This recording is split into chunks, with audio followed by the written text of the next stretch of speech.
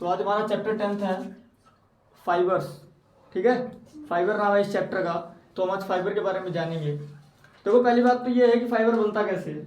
Fibre बनता कैसे है, तो फाइबर्स को बनाने के लिए, फाइबर्स देखिए हमारे ना दो टाइप के होते हैं, मेनली दो टाइप के। एक फाइबर जो होता है वो थ्रेड जैसा स्ट्रक्चर होता है। कैसा होता है?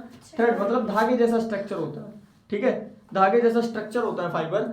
और ये क्या है, इसकी प्रॉपर्टी और स्ट्रक्चर की वजह से इसका यूज किया जाता है क्लोथ्स को बनाने के लिए। क्लोथ्स को, कारपेट्स को, बहुत सारी चीजें हैं जो जिससे कि हम फाइबर से जिसको हम बनाते हैं। क्यों बनाते हैं? तो उसकी स्ट्रक्चर और प्रॉपर्टी, इसकी कुछ स्ट्रक्चर और प्रॉपर्टी ऐसी होती है, हम पढ़ेंगे आगे। बट अभी इतना ध्यान देना है कि एग्जाम में ऐसा आ सकता है कि बताओ फाइबर से अगर हम क्लोथ बना रहे हैं, कारपेट बना रहे हैं, इसका रीजन क्या है? तो इसका रीजन ये है उसकी स्ट्रक्चर और उसकी प्रॉपर्टी। ठीक है, आगे आता है हमारा फाइबर होता कितने टाइप का है। फाइबर हमारे मेनली दो टाइप के होते हैं। एक होता है नेचुरल फाइबर और दूसरा होता है man made fibre, synthetic fibre है, आर्टिफिशियल फाइबर। तीन चीज बोल सकते हो आप उसको। ठीक है, इस फाइबर के तीन नाम है, एक सिंथेटिक हो गया, मैन मेड हो गया, और एक आर्टिफिशियल फाइबर भी बोल सकते हैं इसको। ठीक है, मेनली दो टाइप के फाइबर होते हैं यहाँ पे। क्लियर? आगे आता है नेचुरल फाइबर। नेचुरल फाइबर क्या होते हैं? तो नेचुरल फाइबर वो फाइबर होते हैं जो हमको नेचर से मिले। अब नेचर में कौन कौन है? प्लांट्स हैं और एनिमल्स हैं।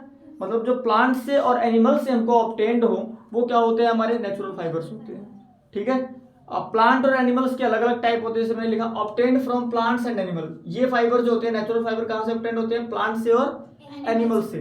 कॉटन एंड जूट, कॉटन और जूट ऐसे फाइबर है जो हमको प्लांट से ऑब्टेन्ड होते हैं। कहाँ से ऑब्टेन्ड होते हैं? प्लांट से ऑब्टेन्ड होते हैं, इसलिए हम इसको बोल देते हैं प्लांट फाइबर्स भी बोल देते हैं इसको। जो प्लांट से फाइबर ऑब्टेन्ड हो रहे हैं उसको प्लांट फाइबर बोल दिया हमने। ऐसे ही सेम टू सेम वुड और सिल्क, वुल और सिल्क। वुल जो होता है ये भी एनिमल से मिलता है और सिल्क जो है ये भी हमको एनिमल से ही ऑब्टेन्ड होता है, इसलिए हम इसको बोल देते हैं एनिमल फाइबर। मतलब देखो हमारा जो नेचुरल फाइबर था वो भी दो टाइप का है, plant fibre and animal fibre. ठीक है, आगे आता है कि जो वूल है ना, वूल ये कहाँ से मिलता है हमको? जो शीप होती है ना, शीप भेड़े जो होती है उनकी फ्लीस का मतलब जो उनके बाल होते हैं, जो ऊपर वाले बाल होते हैं, उससे हमको ये मिलता है वूल। मतलब देखो शीप, मैंने आपको एनिमल का नाम भी बता दिया कि वूल कहाँ से मिल रहा है? शीप से। और सिर्फ शीप से ही नहीं मिलता, और भी बहुत सारे एनिमल्स ऐसे हैं जिससे कि हमको वूल फाइबर मिलता है। इसीलिए हमने वूल फाइबर को, देखो यहाँ वूल और सिल्क को क्या लिखा था कि एनिमल फाइबर है।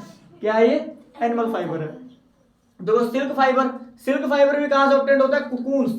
कुकून्स क्या है? कुकून्स है जिसको कि सिल्क वॉर्म प्रोड्यूस करता है। सिल्क वॉर्म एक क्या होता है? एनिमल होता है जो एक तरीके से मलबरी के पत्ते, जो मलबरी सहतूत के पेड़ होते हैं ना, उनके पत्तों पे पाए जाते हैं वो। इनकी बहुत ज्यादा कल्टीवेशन होती है, बहुत ज्यादा खेती होती है इनकी, पता है?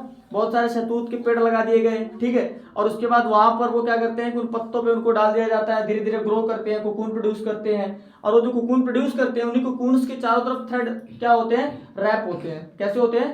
रैप होते हैं। जो कोकून्स होते हैं उसके चारों तरफ क्या होते हैं?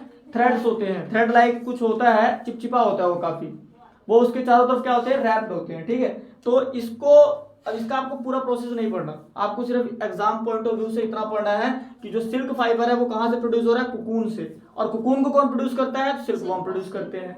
क्लियर है?